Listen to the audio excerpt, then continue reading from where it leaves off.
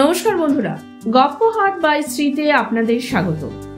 বাংলা সাহিত্যের আনাচে কানাচে ছড়িয়ে আছে নানান মণিমুগ্ধ। আমি শ্রী আপনাদের সামনে নিয়ে আসবো সেই সব অমূল্য রতন। নিয়মিত বাংলা সাহিত্যের সেই সব অমূল্য সম্পদের খোঁজ পেতে চাইলে অবশ্যই গপ্পহাট বাই শ্রী চ্যানেলটি সাবস্ক্রাইব করে নেবেন। একই সাথে পাশের বেল আইকনটি ক্লিক করতে ভুলবেন না। এর ফলে নতুন গল্প আসলে সাথে সাথেই নোটিফিকেশন পেয়ে যাবেন আপনারা। শুরু হচ্ছে আজকের গল্প। প্রখ্যাত সাহিত্যিক প্রমথ চৌধুরী রচিত ফার্স্ট ক্লাস ভূত। গল্পটি নেওয়া হয়েছে নীলাঞ্জনা থেকে প্রকাশিত আরেক বিখ্যাত সাহিত্যিক শীর্ষেন্দু মুখোপাধ্যায় সম্পাদিত ভৌতিক অমনিবাস থেকে। আমরা তখন সবে কলকাতায় এসেছি স্কুলে পড়তে। কলকাতার স্কুল যে মফস্বলের চাইতে ভালো সে বিশ্বাসে নয়, কারণ স্কুল সব জায়গাতেই সমান, সবই এক ছাঁচে ঢালা। আমরা এসেছিলাম ম্যালেরিয়ার হাত থেকে উদ্ধার পেতে। আমরা আসবার মাস তিনেক পরে হঠাৎ সারদা দাদা এসে আমাদের অতিথি হলেন। সারদা দাদা কি হিসাবে আমাদের দাদা হতেন তা আমি জানি নে। তিনি আমাদের জ্ঞাতি নন, কুটুম্বও নন, গ্রাম সম্বন্ধে ভাইও নন। তার বাড়ি আমাদের গ্রামে নয়। দেশ তার যেখানেই হোক, সেখানে তার বাড়ি ছিল না। তিনি সংসারে ভেসে বেড়াতেন। আমাদের অঞ্চলে সেকালে উইয়ের ঢিবির মতো দেদার জমিদার বাবু ছিলেন, আর তাদের সঙ্গে তার একটা না একটা সম্পর্ক ছিল। সে সম্পর্ক যে কি তাও কেউ জানত না, কিন্তু ওর বাড়িতে অতিথি হয়েই তিনি জীবনযাত্রা নির্বাহ করতেন, আর সব জায়গাতেই তিনি আদর যত্ন পেতেন। তিনি একে ব্রাহ্মণ, তার উপর কথাবার্তায় ও ব্যবহারে ছিলেন ভদ্রলোক। তাই তিনি দাদা হন, মামা হন, দূর সম্পর্কের শালা হন, ভগ্নিপতি হন, সকলেই তাকে অতিথি করতে প্রস্তুত ছিলেন। টাকা তিনি কারো কাছে চাইতেন না। তার নাকি কাশিতে একটি বিধবা আত্মীয়া ছিলেন, আবশ্যক হলে তার কাছ থেকেই টাকা পেতেন। সে মহিলাটির নাম সুখদা। সুখদার নাকি ঢের টাকা ছিল, সন্তানাদি কিছু ছিল না। তাই সুখদার আপনার লোক বলে তার মানও ছিল। সারদা দাদার আগমনে আমরা ছেলেরা খুব খুশি হলুম, যদিও ইতিপূর্বে তাকে কখনো দেখিনি, তার নামও শুনিনি। আমাদের মনে হলো তার সঙ্গে কথাবার্তা কয়ে বাঁচব। কলকাতায় আমাদের কোনো আত্মীয় স্বজনও ছিল না, কোনো বন্ধু বান্ধবও ছিল না যার সঙ্গে দুটো কথা কয়ে সময় কাটানো যায়। আর স্কুলে সহপাঠীদের সঙ্গে গল্প করেও চমৎকৃত হতুম না, কারণ সেকালে কলকাতায় ছেলেদের কথাবার্তার রস কলকাতার দুধের মতোই ছিল, নেহাত জলু। সারদা দাদা রোজ সন্ধ্যাবেলায় আমাদের দেদার গল্প বলতেন। জীবনে যা তিনি দেখেছেন তারই গল্প। মা অবশ্য আমাদের সতর্ক করে দিয়েছিলেন যে সারদা যা বলে তার 16 আনাই মিথ্যা, কিন্তু আমরা তাতে ভরকাইনি। কেননা মিথ্যে কথা আদালতে চলে না, কিন্তু গল্পে দিবারাত্র চলে।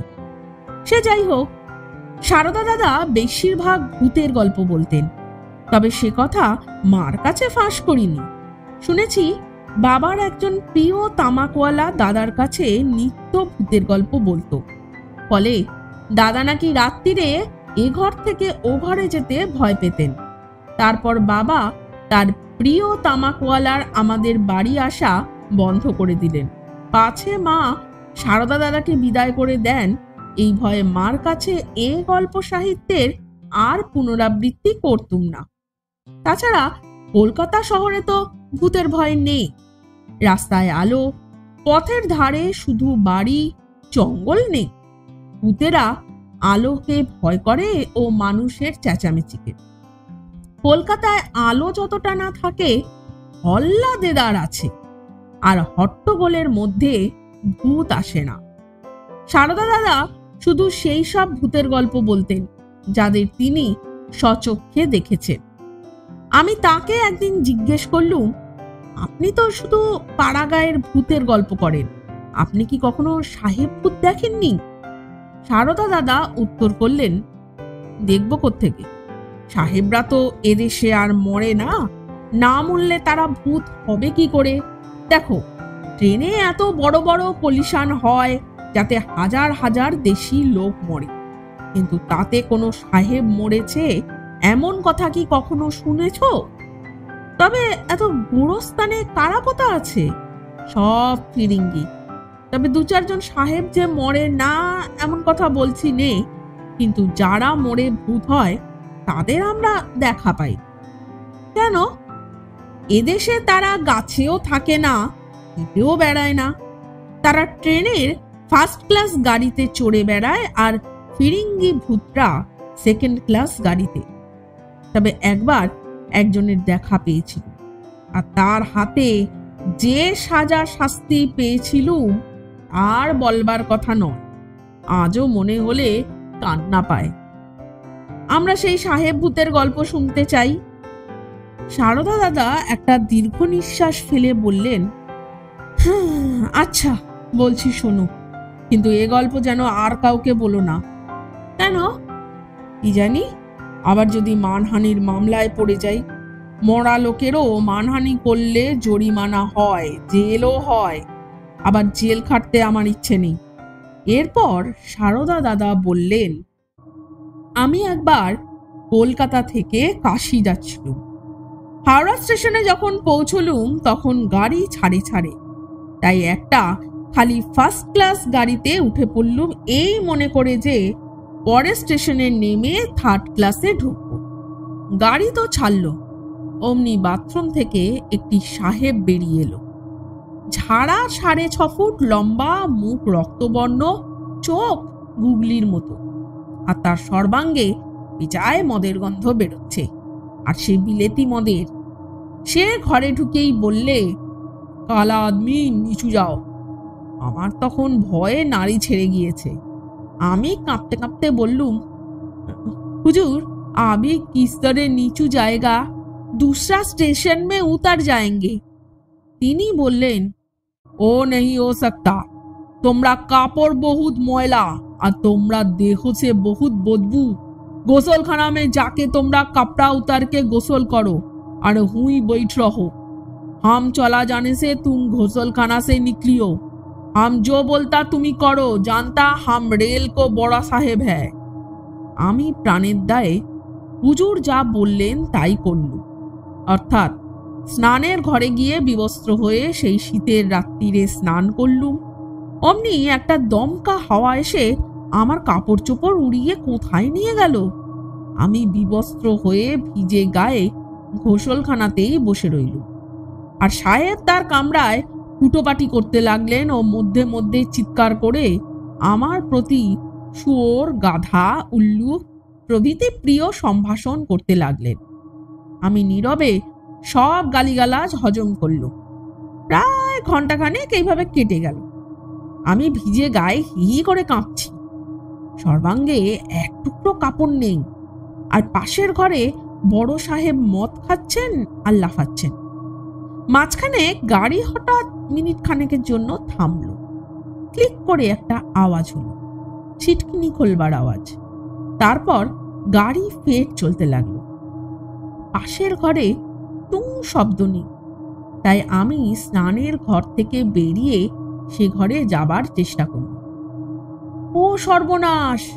বড় সাহেব স্নানের ঘরের দুয়ারে ছিটকিনি টেনে বন্ধ করে দিয়েছেন।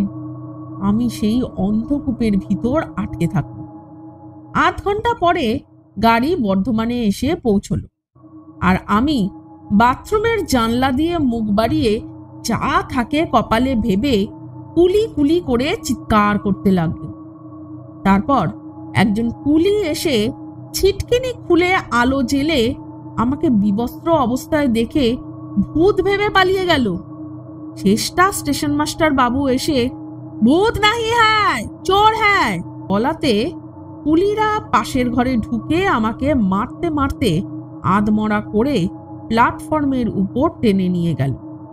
স্টেশন বাবু বললেন, শিগগির ওকে একটা কাপড় পরিয়ে দে। একজন আমাকে একটা ছেঁড়া কাপড় দিলে। সেই কাপড় পরে আমি স্টেশন বাবুকে সব কথা বললুম।